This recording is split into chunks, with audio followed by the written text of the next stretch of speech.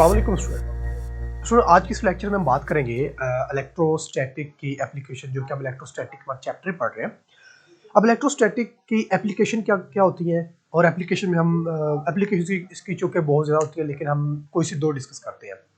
अब उनमें से एक है हमारे पास एयर क्लीनर, जो हवा को साफ करने के लिए इस्तेमाल होता है, और दूसरे हम फिर बात करते हैं इलेक्ट्रोस्टैटिक पेंटिंग। गाड़ियों को जो पेंट किया जाता है वो इलेक्ट्रोस्टैटिक का मेथड यूज कर किया जाता है, उस पर हम डिस्कस करेंगे।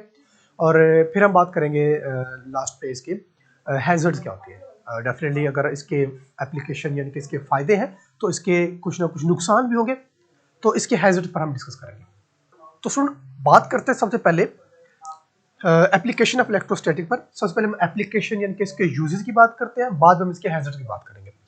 तो इसकी अगर एप्लीकेशन की हम बात करें तो एप्लीकेशन में सबसे पहले जो हमारे पास एप्लीकेशन आती है नंबर 1, वो हम बात करते हैं एयर क्लीनर की। एयर क्लीनर, अब ये एयर क्लीनर क्या होता है स्टूडेंट्स? एयर क्लीनर एक मशीन होती है जो कि आप बिल्कुल देख सकते हैं। अब इसका काम ये होता है कि जो हवा जो कि जिसमें डस्ट आ चुकी है, जो हवा पोल्यूट हो चुकी है, जिसमें सांस लेना मुश्किल हो रहा है, जिसमें धुआं ऐड है, जिसमें डस्ट के पार्टिकल ऐड है, हम सांस नहीं ले पा रहे, उस हवा को क्लीन करने के लिए एक मशीन है, और वो मशीन वर्क करती है इलेक्ट्रोस्टैटिक की बेस पर। तो ये हमारे पास एक एप्लीकेशन है इलेक्ट्रोस्टैटिक की। तो ये मशीन हम यूज करते हैं अपने एयर को क्लीन करने के लिए, ताकि हम उसमें सांस ले सकें। अब ये तो हमारे पास एक मशीन है, अब इसकी इंटरनल कंस्ट्रक्शन कैसे होती है, इसकी ये वर्क कैसे करती है, हम वो देखते हैं। तो स्टूडेंट, हम इसकी एक इंटरनल कंस्ट्रक्शन बना लेते हैं। ये कुछ इस तरह से हमारे पास होती है कि इसकी मैं वॉल्स बना लेता हूँ। चलिए हम इसको उस साइड पे स्टार्ट करते हैं। ये हमारे पास की वॉल्स हम बना लेते हैं। ये हमारे पास वॉल्स है, इसकी साइड्स है इस तरह से, इस तरह इस साइड पे भी हम बना लेते हैं। ये एक रफ सी डायग्राम है। ये इसके इंटरनल स्ट्रक्चर पे हम देखते हैं कैसे ये काम करती है। इसमें एक गाज होती है, गाज मतलब एक जाली होती है इस तरह से, एक जाली होती है जिसमें से हवा गुजर कर आगे मशीन के अंदर एंटर होती है। ये इस तरह ये जालीनुमा होती है, जिसको हम एयर गाज बोलते हैं, या एयर एयर गाज इसको हम नाम देते हैं। तो यहां से एयर जो होती है वो इन होती है, एयर इन, ठीक हो गया। ये यहां से एयर जो है वो इन होगी इस तरह से, ठीक हो गया। एयर यहां से इन होगी। अब चूंकि एयर जो है वो मिक्सअप है, जिसमें डस्ट पार्टिकल भी मौजूद है, जिसके अंदर स्मोक भी है, जो कि कार्बन मोनोऑक्साइड, उसमें पार्टिकल हैं जो कि सांस, जो कि जहरीले होते हैं इंसान के लिए। और इसमें और भी डिफरेंट जो पॉइजनस कुछ पार्टिकल हैं जो कि हमारे सांस लेने में, हमारे लंग्स को डिस्ट्रॉय कर सकते हैं, इंसान के सांस लेने में प्रॉब्लम क्रिएट करते हैं। तो ये पोल्यूट एयर्स है जो इसमें इन हो रही है, वो पोल्यूट एयर है, सारी की सारी वो हार्मफुल एयर है। तो इसको हम ऐसा करते हैं कि जो हमारी गाज होती है, गाज एयर, जो हमारे एयर गाज होती है, जो जाली होती है, उसको पहले ही नेगेटिव जो है वो किया जाता है, चार्ज, नेगेटिव चार्ज किया जाता है। अब होता क्या है कि जब एयर यहाँ से इन होती है, तो जैसे ही एयर यहाँ से इन होगी, तो वो भी जब ये इस गाज से पास होगी, तो एयर में जो पार्टिकल होंगे, कार्बन मोनोऑक्साइड के पार्टिकल होंगे, स्मोक के पार्टिकल होंगे, डस्ट के पार्टिकल होंगे, वो भी नेगेटिव चार्ज हो जाएंगे, क्योंकि जिससे वो पास कर रहे हैं, एयर गाज से पास कर रहे हैं, तो एयर गाज को हमने खुद ही नेगेटिव चार्ज किया था। अब जब वो एयर पार्टिकल यहां से गुजरेंगे, पॉइजन पोल्यूटेंट पार्टिकल यहां से गुजरेंगे इस गाज में से, तो वो भी नेगेटिव चार्ज हो जाएंगे, ठीक हो गया। उसके बाद यहां पर हम इलेक्ट्रोड यूज करते हैं। इलेक्ट्रोड, इलेक्ट्रोड का काम होता है, इलेक्ट्रोड को जस्ट लाइक अ टर्मिनल, और इसको हम पॉजिटिव इलेक्ट्रोड यूज करते हैं, ठीक है। पॉजिटिव इलेक्ट्रोड हम यहां पर यूज करते हैं इस वॉल के साथ साथ, ऐसे, ठीक हो गया। ये हम जो यूज कर रहे हैं ये पॉजिटिव इलेक्ट्रोड है। अब पॉजिटिव इलेक्ट्रोड यूज करने का मकसद क्या है वो जरा ये देखिएगा। अगेन जब हवा यहाँ से पास होगी, पोल्यूटेड एयर जब यहाँ से गैस से पास होगी, तो क्योंकि गैस को हमने नेगेटिव चार्ज किया हुआ है, तो जब एयर के पार्टिकल, जब हवा में से जो पॉइजन पार्टिकल है, जैसे कि एयर डस्ट पार्टिकल है या स्मोक के पार्टिकल है, कार्बन मोनोऑक्साइड है एंड सो ऑन, जब वो यहाँ से गैस से गुजरेंगे तो गैस को तो हमने नेगेटिव चार्ज किया हुआ है, तो जो पार्टिकल होंगे ना वो भी नेगेटिव चार्ज हो जाएंगे।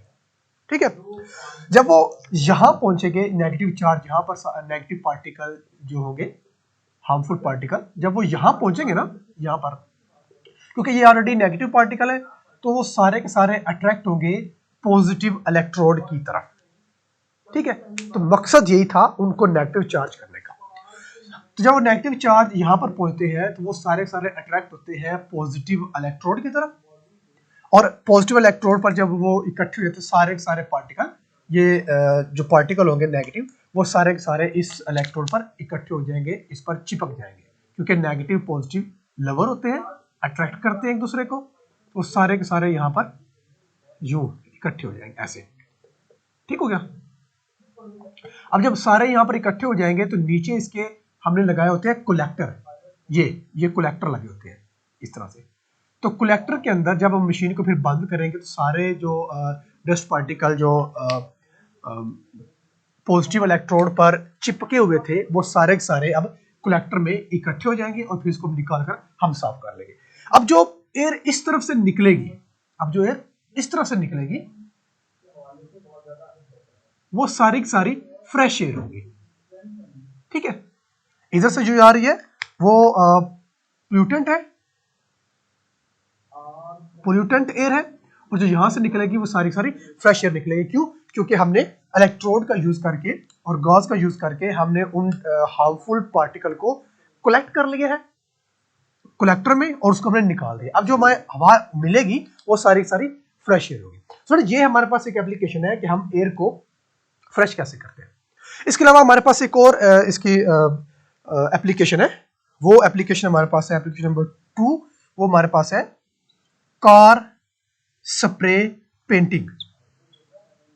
कार स्प्रे पेंटिंग, आपको पता है कि कार्स को लार्ज स्केल पर पेंट कैसे किया जाता है? ये ब्रश और वो उससे पेंट नहीं किया जाता, इसको पेंट करने का एक स्पेशल मेथड होता है। अब आपको पता है कि अगर आप खुद किसी चीज को, दो मटेरियल आप ले लें, एक गाड़ी की हम बात करते हैं, एक गाड़ी वो है जो कि कंपनी से पेंट होकर आई है, और एक गाड़ी को आप खुद घर पे पेंट कर ले ब्रश से या फिर किसी मेथड से, तो दोनों की पेंटिंग में आपको बहुत ज्यादा फर्क नजर आएगा। जो कंपनी का पेंट हुआ है ना गाड़ी के ऊपर, वो सॉलिड होगा, वो ज्यादा मजबूत होगा, वो ज्यादा चमकदार होगा, और जो घर पे आप करेंगे वो मजबूत भी नहीं होगा, वो चमकदार भी नहीं होगा, और वो किसी जगह पर ज्यादा हो चुका होगा पेंट, किसी जगह पे कम पेंट हो चुका होगा। तो ये बहुत ही जो ना वो नॉट वेल फीलिंग्स आएगी उसको देखकर जो आपने घर पे पेंट किया होगा। तो दूसरी एप्लीकेशन हमारे पास है कि गाड़ी को स्प्रे किया जाता है, पेंट किया जाता है इस इलेक्ट्रोस्टैटिक एप्लीकेशन के जरिए। स्टूडेंट इसमें आप देख सकते हैं कि इस अगर आप पिक को जरा गौर से देखें तो इसमें एक ऑब्जेक्ट है जिसको पॉजिटिव चार्ज कहता है। अब इसको इनफैक्ट इसको नेगेटिव चार्ज करके हम हैंग कर देते हैं। उसकी रीजन ये होती है, जो ऑब्जेक्ट है इनफैक्ट वो हमारी गाड़ी है, वो हमारी कार है। अब उस कार को नेगेटिव या पॉजिटिव हम उसको जो है वो चार्ज कर लेते हैं। हम लेट्स सपोज करते हैं कि हमने अपनी गाड़ी को जो है ना वो नेगेटिव चार्ज कर लिया है। अब नेगेटिव चार्ज है और उसको हमने हैंग किया हुआ है। ठीक हो गया। और इसके अलावा हमारे पास अगर आप देखें तो एक गन है, गन के साथ स्प्रे गन है, गन के साथ 3 वायर लगी हुई है। ठीक है, एक वायर जो है वो हाई वोल्टेज की है, जो कि हाई वोल्टेज पीछे से दिया जाता है। दूसरी जो है वो हाई प्रेशर की होती है, हवा प्रेशर, क्योंकि गन के अंदर पेंट होता है तो पीछे से हवा का प्रेशर होता है जो कि पेंट को लेकर आगे निकलता है प्रेशर के साथ। और जो तीसरी होती है वो गन की नोजल को चार्ज करने के लिए यूज की जाती है। ठीक है, अब जो गाड़ी है उसको हमने नेगेटिव चार्ज किया हुआ है, जबकि जो गन की नोजल है उसको पॉजिटिव चार्ज किया हुआ है। ठीक है, अब जब जैसे ही गन की नोजल से पेंट के पार्टिकल निकलेंगे तो वो भी नोजल की चार्ज पॉजिटिव चार्ज होने की वजह से वो पेंट के पार्टिकल भी पॉजिटिव चार्ज हो जाएंगे। और जैसे पॉजिटिव वो चार्ज होंगे वो सारे के सारे जैसे वो हवा में जाएंगे, गाड़ी की तरफ जाएंगे पार्टिकल, जो कि गाड़ी को हमने नेगेटिव चार्ज किया हुआ है, और जो पार्टिकल है पेंट के वो अब पॉजिटिव चार्ज है, तो वो बड़ी जल्दी से और मजबूती के साथ गाड़ी की बॉडी के ऊपर चिपक जाएंगे एक सॉलिड तरीके से, जिससे गाड़ी को पेंट करना भी आसान होता है और वो एक मजबूत जो है वो पेंटिंग होगी। तो इस तरह एक बेस्ट वे होता है कि गाड़ी को पेंट करना, जो कि एक लार्ज स्केल पर गाड़ी कंपनी ही पेंट कर सकती है, जिसमें आपको डिफरेंट मजबूती होती है पेंट की, पेंट में शाइनिंग होती है। इसमें अगर आप गन अगेन बना ले तो चले मैं यहाँ पर गन बना लेता हूँ। गन कुछ इस तरह से होगी। सपोज करते हैं कि ये वो गन है इस तरह से, इस तरह से ये उसका फिर ट्रिगर होगा जिसको प्रेस करके हम हमारा पेंट निकलेगा। यहाँ पर वो नोजल होगी जहाँ से पेंट निकलेगा। तो पेंट, क्योंकि ये जो नोजल है ये पॉजिटिव चार्ज है, जो पेंट के पार्टिकल निकलेंगे वो कुछ इस तरह से, इस तरह से और इस तरह से निकलेंगे, क्योंकि पेंट के पार्टिकल भी पॉजिटिव चार्ज हो चुके हैं। ठीक हो गया इस तरह से। अब पेंट के पार्टिकल जब पॉजिटिव चार्ज होंगे तो एक दूसरे को रिपेल करेंगे, जिसकी वजह से ये शावर बड़ा सा निकलेगा ऐसे ऐसे। तो पेंट के जो पार्टिकल होंगे वो ज्यादा स्प्रेड होकर निकलेंगे ऐसे, ठीक है, क्योंकि सारे के सारे जो पार्टिकल है वो पॉजिटिव चार्ज है। जब सारे के सारे पॉजिटिव चार्ज है तो एक दूसरे को रिपेल करेंगे, एक दूसरे से दूर दूर होंगे और वो ज्यादा एरिया कवर करेंगे, जिसकी वजह से पेंट भी कम लगेगा और गाड़ी की पेंटिंग भी अच्छी हो जाएगी एज कम्पेयर टू मैनुअल अगर हम पेंट करते हैं तो सर ये हमारे पास दो एप्लीकेशन हमने स्टडी की है, एयर क्लीनर की और कार स्प्रे पेंटिंग की। इसके बाद हम स्टडी करते हैं जो कि हमने बात की है इसके हैजर्ड की। ये इनफैक्ट एप्लीकेशन आप कह लें कि इसके फायदे हैं इलेक्ट्रोस्टैटिक के। अब हम बात करते हैं इसके हैजर्ड्स की। हैजर्ड्स, हैजर्ड मतलब नुकसान, इलेक्ट्रोस्टैटिक या स्टैटिक चार्ज के नुकसान क्या होते हैं। तो उसमें सबसे पहले बात करते हैं लाइटनिंग की। लाइटनिंग, ये लाइटनिंग क्या होती है? वो लाइट मतलब बिजली, जब क्लाउड्स होते हैं तो बिजली जो चमकती है, दैट्स कॉल्ड लाइटनिंग। ये लाइटनिंग होती कैसे है? कभी आपने सोचा है कि बादल बने हुए हैं, बिजली चमक रही है, ये बिजली कैसे चमकती है? इसके पीछे इनफैक्ट हम फिजिक्स पढ़ने के लिए जा रहे हैं कि बिजली चमकने के पीछे फिजिक्स क्या होती है। तो जब हम लाइटनिंग की बात करते हैं तो इसमें अगर आप देखें, आपको एक पिक शो हो रही है, इसमें क्लाउड्स है और क्लाउड से एक लाइट अर्थ की तरफ ट्रेवल करती है। वो ये लाइटनिंग कैसे होती है? देखिए, अब जो क्लाउड्स हैं, क्लाउड्स के अंदर एयर पार्टिकल भी मौजूद होते हैं और वाटर के पार्टिकल भी मौजूद होते हैं, ठीक है। जब वो एयर पार्टिकल और वाटर पार्टिकल आपस में टकराते हैं तो जो पार्टिकल होते हैं, एयर पार्टिकल, क्लाउड्स के जो पार्टिकल होते हैं वो सारे पॉजिटिवली, वो सारे नेगेटिवली चार्ज हो जाते हैं। जब वो टकराते हैं, टकराने से फ्रिक्शन होती है। फ्रिक्शन मतलब उसमें रबिंग का प्रोसेस होता है, और रबिंग का प्रोसेस हम इस चैप्टर के पहले टॉपिक में पढ़ चुके हैं। रबिंग करने से हम किसी बॉडी में चार्ज प्रोड्यूस करवा सकते हैं। जब रबिंग होती है तो उसमें चार्ज प्रोड्यूस होता है, नेगेटिव चार्ज प्रोड्यूस होता है। अब जो नेगेटिव चार्ज प्रोड्यूस होता है तो अर्थ जो है वो, क्योंकि ग्राउंड है वो that's a good conductor, earth is a good conductor, इसका मतलब वो पॉजिटिव चार्ज है ऑलरेडी। तो नेगेटिव और पॉजिटिव एक दूसरे को अट्रैक्ट करते हैं, और जब दोनों दूसरे को अट्रैक्ट करेंगे, क्योंकि चार्ज होता है बहुत ज्यादा अमाउंट में होता है, वो कोई 2 3 4 5 चार्ज नहीं होते, charge that's in large amount, ठीक है, बहुत बहुत ढेर सारी अमाउंट में होते हैं। तो उस ढेर सारी अमाउंट होने की वजह से वो चार्ज जो कि क्लाउड्स में है, जो प्रोड्यूस हो चुके हैं, वो अर्थ की तरफ ट्रेवल करते हैं, क्योंकि अपोजिट चार्ज दूसरे को अट्रैक्ट करते हैं। वो जैसे ही दूसरे को अट्रैक्ट करते हैं, चार्ज वहां प्रोड्यूस होते हैं, अट्रैक्ट करते हैं, तो वो एक वेरी फास्ट मोशन होती है जो हमें लाइट और साउंड की फॉर्म में नजर आती है, ठीक है। इसको हम कहते हैं जी बिजली गिरी है जी फलां और वहां सब कुछ जल गया। इनफैक्ट इसके पीछे फिजिक्स ये है कि रबिंग होती है क्लाउड्स में, ठीक है, चार्ज प्रोड्यूस होता है और वो चार्ज फिर ट्रेवल करता है अर्थ की तरफ, ठीक है, जिससे हमें बिजली चमकती नजर आती है। तो ये लाइटिंग का प्रोसेस होता है। और इससे जो बड़ी बड़ी बिल्डिंग्स होती हैं, बड़े बड़े टावर्स होते हैं, उनको काफी नुकसान होता है इस लाइटनिंग की वजह से। अब इस लाइटनिंग के नुकसान से बचने के लिए ना, अगर आप गौर से देखें तो जो टावर्स होते हैं ना, जैज, टेलनर एंड सो ऑन, जो भी टेलीकम्युनिकेशन के टावर्स होते हैं, इनके ऊपर छोटी सी वायर लगाई होती है, छोटी सी बारीक सी वायर लंबी सी लगी होती है, अगर आप गौर से देखें या ऊपर जाकर देखें तो आपको वायर नजर आएगी, बहुत बारीक सी होती है। वो वायर जो होती है वो डायरेक्ट अर्थ के साथ कनेक्ट होती है, ठीक है। मतलब वो वायर जो होती है वो टावर के साथ अगर अटैच भी है तो वो इंसुलेटर फॉर्म में अटैच होगी। अब वो वायर डायरेक्ट होती है अर्थ के साथ अटैच, और ऊपर से जैसे ही बिजली उसके ऊपर गिरती है ना तो वो सारी की सारी उस बिजली को, उस लाइटनिंग को एक पाथ मिलता है, बजाय इसके कि वो टावर में से पास करे और नुकसान करे। वो जो वायर लगी होती है डायरेक्ट अर्थ से, अर्थ के साथ, वो बिजली उस लाइटनिंग को पाथ मिल जाता है, वो उस वायर से गुजर कर अर्थ में चले जाते हैं, जिससे टावर नुकसान से बच जाता है। इस तरह जो बड़ी बड़ी बिल्डिंग्स होती है बड़े शहरों में, उनके ऊपर भी इस तरह का एक फिनोमेना, एक प्रोसेस किया होता है ताकि लाइट जब भी गिरे वो उस वायर के जरिए वो अर्थ में ट्रांसफर हो जाए और बिल्डिंग जो है वो नुकसान से बच सके। ठीक हो गया। सो इसके साथ एक्सप्लोजन भी होती है बहुत ज्यादा, फायर और एक्सप्लोजन। अगर आप देखें तो जब ऑयल फिल हो रहा होता है ना, तो ऑयल जब नोजल से निकलता है तो ऑयल और नोजल, क्योंकि नोजल मेटल की होती है, दोनों के दरमियान में रगड़ होती है, दोनों के दरमियान में रबिंग होती है, दोनों के दरमियान फ्रिक्शन प्रोड्यूस होती है। उस फ्रिक्शन की वजह से क्या होगा, चार्ज प्रोड्यूस होगा, ठीक है।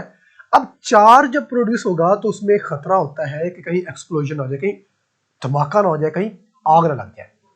अगर आप गाड़ी में ऑयल फिल करवा रहे हैं या बाइक में ऑयल फिल करवा रहे हैं, सबसे पहले अगर बाइक में ऑयल फिल करवा रहे हैं तो सबसे पहले कोशिश करें कि आप बाइक से उतर जाए, फिर उसमें ऑयल फिल करवाएं। अगर आप गाड़ी में ऑयल फिल करवा रहे हैं तो कोशिश करें अगर आप गाड़ी के अंदर बैठे तो गाड़ी के अंदर ही बैठे रहे।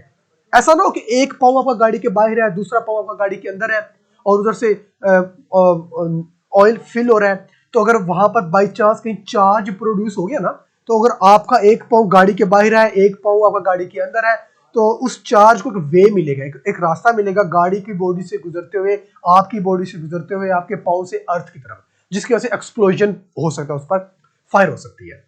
तो इससे बचने के लिए बेहतर होता है कि आप गाड़ी से या तो दूर हो जाए या फिर गाड़ी में बैठे पाँव एक गाड़ी के बाहर एक गाड़ी के अंदर नहीं रखें, और इस तरह अगर बाइक है तो या तो बाइक से बिल्कुल उतर जाए और उसमें फिल करवा लें, अदरवाइज एक्सप्लोजन और फायर का वहां पर बहुत ज्यादा खतरा होता है।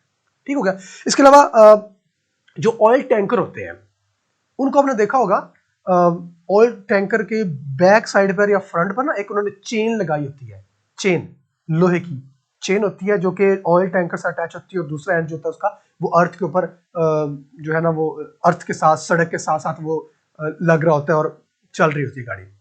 यू नो स्टूडेंट, ये क्यों होता है, इसकी रीजन होती है, आप देख लें कि जहां पर वो सर्कल किया ना, पिक के अंदर सर्कल लगा हुआ है, तो वहां पर एक चेन है जो कि टैंकर से होकर आगे जमीन के साथ अटैच है। इसकी रीजन ये होती है कि जब, क्योंकि टैंकर के अंदर ऑयल है, अब ऑयल और टैंकर की बॉडी के दरमियान में फ्रिक्शन की वजह से अगर बाई चांस चार्ज प्रोड्यूस हो जाए तो वो चार्ज सारे का सारा उस वायर से जो है वो ट्रांसफर हो जाए अर्थ की तरफ, और इस तरह धमाका होने से, एक्सप्लोजन होने से बच जाते हैं। अक्सर आपने देखा होगा, सुना होगा कि ऑयल टैंकर को आग लगी, वो आग लगने का यही होती है वजह कि उसमें चेन उन्होंने नहीं लगाई होती, उसमें चार्ज प्रोड्यूस होता है, ऑयल ऑलरेडी एक्सप्लोजन होता है और वहां पर धमाका हो जाता है। तो ये रीजन होती है, बहुत ज्यादा नुकसान हो जाता है। तो उसमें आज के टॉपिक में हमने पढ़ा है एप्लीकेशन के फायदे, यानी कि इलेक्ट्रोस्टैटिक के फायदे, यानी कि इलेक्ट्रोस्टैटिक की एप्लीकेशन, और फिर इलेक्ट्रोस्टैटिक के हैजर्ड्स क्या है, यानी कि उसके नुकसान क्या है, जिसमें हमने लाइटनिंग का पढ़ा है, फायर एंड एक्सप्लोजन का पढ़ा है। तो इस टॉपिक से रेलिवेंट अगर कोई क्वेश्चन हो तो आप ऑर्डर से पूछ सकते हैं। Thank you.